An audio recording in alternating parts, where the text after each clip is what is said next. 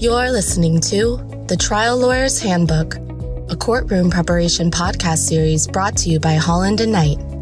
This series is hosted by litigation attorney Dan Small and is based on a long-standing article series he co-authored with United States District Court Judge Dennis Saylor for Massachusetts Lawyers Weekly. Listeners of this series will gain a fresh perspective on how attorneys can address various trial preparation issues and set themselves up for success in and out of the courtroom. Whether you're just starting out or an experienced hand, you should take every opportunity you can to watch other lawyers try cases.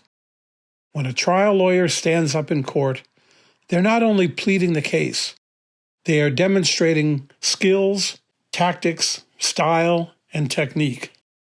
Watch, listen, and learn. Trials are public events.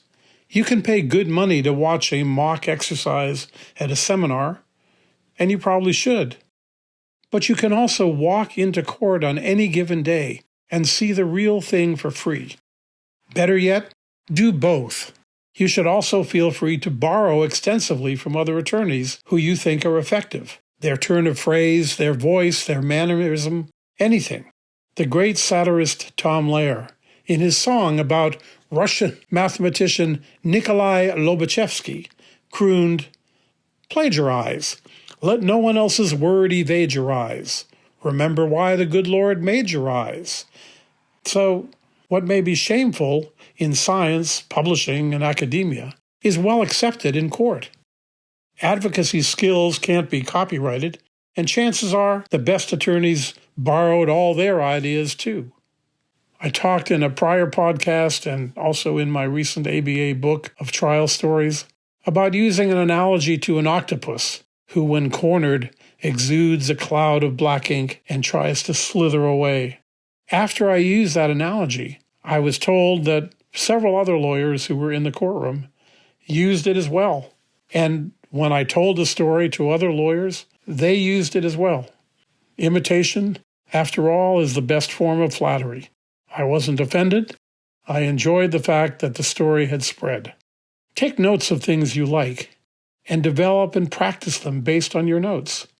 See what works best. 3 key caveats, however, to watching other lawyers. First, when you can, do more than just watch.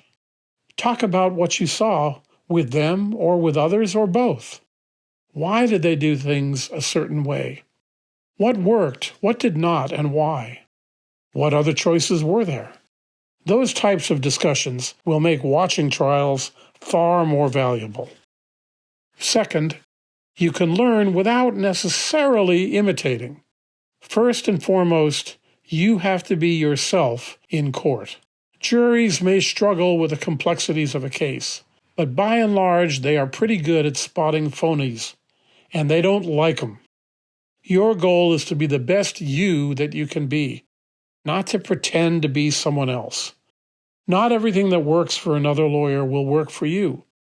Try on different styles just like you might try on different clothes, and find the ones that suit you best.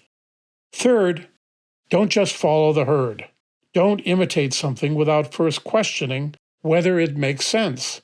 Many of the worst faults of lawyers are perpetrated from generation to generation simply because new lawyers assumed, oh, so that's how it's done. Just because something sounds impressive or lawyerly doesn't make it a good idea. In fact, if it does sound lawyerly, you probably ought to avoid it. Just because something is said with great passion doesn't mean that there is either sufficient basis or strategic reason for that passion. In particular, just because you saw a lawyer win a case using a particular approach doesn't mean that you should imitate it. Every day, lawyers stumble and bumble their way through trials, but somehow manage to win anyway. Perhaps because even their own incompetence can't overcome good facts or good law. They may delude themselves, and of course delude their clients, into thinking that they've done well, but don't let them delude you. Watch for attorneys who make convincing points, who sound persuasive, who you believe are doing it right and follow their lead. Observe, evaluate, and steal freely what you think is good. You will become part of a long and valued tradition of trial lawyers learning from each other. Or, as Tom Lehrer sang with good humor, when it comes to trials, so don't shade your eyes, but plagiarize, plagiarize, plagiarize. Only be sure always to call it, please, research. Thank you for listening to the Trial Lawyer's Handbook, a courtroom preparation podcast series brought to you by Holland & Knight. For more information on courtroom preparation, please email dan.small@hklaw.com or visit hklaw.com/Daniel-Small.